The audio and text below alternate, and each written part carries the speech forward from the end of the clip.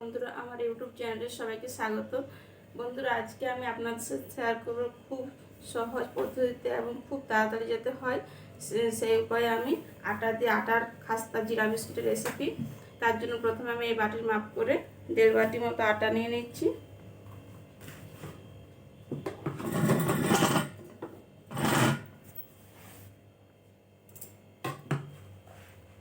আটার মধ্যে এবার দিয়ে দেব সামান্য একটু লবণ।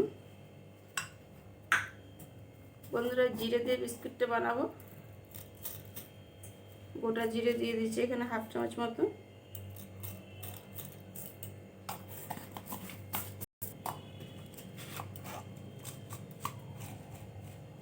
এখানে 1 চামচ মতো চিনির গুঁড়ো দিয়ে দিয়েছি, চিনিটা আগে থেকে গুঁড়ো করে রেখেছিলাম। আর দিয়ে দেবো সাদা সয়াবিন অয়েল তেল 2 চামচ মতো।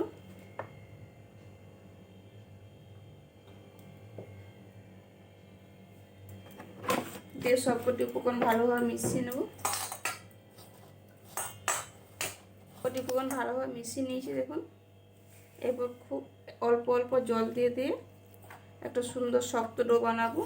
লুচির জন্য বা পরোটার জন্য যেমন ডোটা বানায় সেইভাবে আটাটা মাখলে হবে না, এরকম হালকা হাতে, খুব চাপ দিয়ে মাখালে হবে না, কারণ বিস্কিটটা খাস্তা। খুব হালকা করে এভাবে একটু একটু জল দিয়ে মাখিয়ে নেব। দেখুন এইভাবে একটু একটু জল দিচ্ছি, একটু একটু মাখিয়ে নেব। এভাবে আলতো হাতে মাখাতে হবে।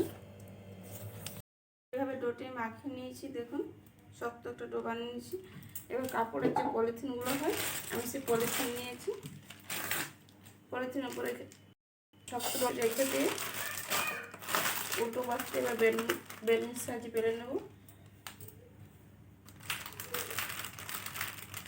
খুব মোটা করে, খুব পাতলা নেই, খুব মোটা নেই, ঠিক এইভাবে বেলে নিয়েছি। এবার আমি দুটো কাটার নিয়েছি এভাবে। এগুলো দিয়ে একটু ডিজাইন করে কেটে নেবো, আপনারা প্লেনও কাটতে পারেন। আমি একটু ডিজাইন করে কাটবো তাই যন্ত্র নিয়েছি।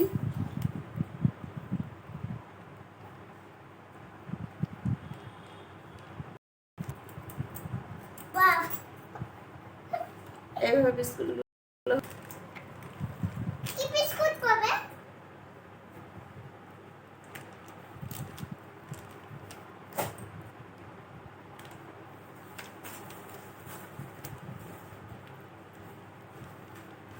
বন্ধুরা এইভাবে প্রতিটি বিস্কুট কেটে নেব।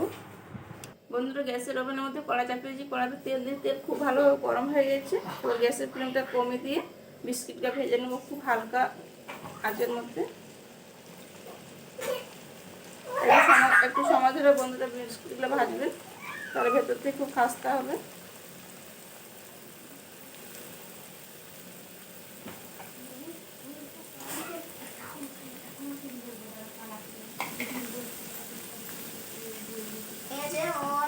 তাড়াতাড়ি হলে আমি করে দেবো।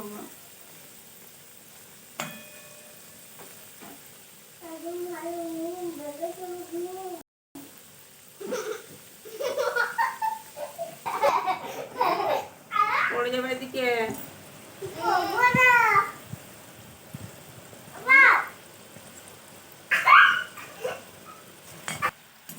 বন্ধুরা দেখুন আমি খুব সুন্দর নেড়ে ব্রাউন কালার করে ভেজে নিই বিস্কুটগুলো। দেখুন কি সুন্দর হয়েছে। একটু সময় ধরে ভেজেছি আমি।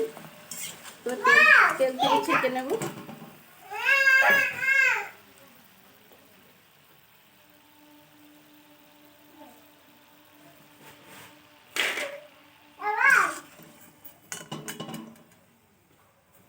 দেখুন আমার সব বিস্কিটগুলো ভাজা হয়ে গেছে। দেখুন অল্প একটু আটাতে কতগুলো বিস্কিট হয়েছে। বিস্কিটগুলো বন্ধুরা ভাজার সময় একটু একটু হালকা নরম থাকে ভেতরটা। যত ঠান্ডা তত বিস্কিটটা ভেতর থেকে খাস্তা হবে, সুন্দর হবে। আপনাদেরকে একটু ভেঙে দেখাচ্ছি কীরকম হয়েছে।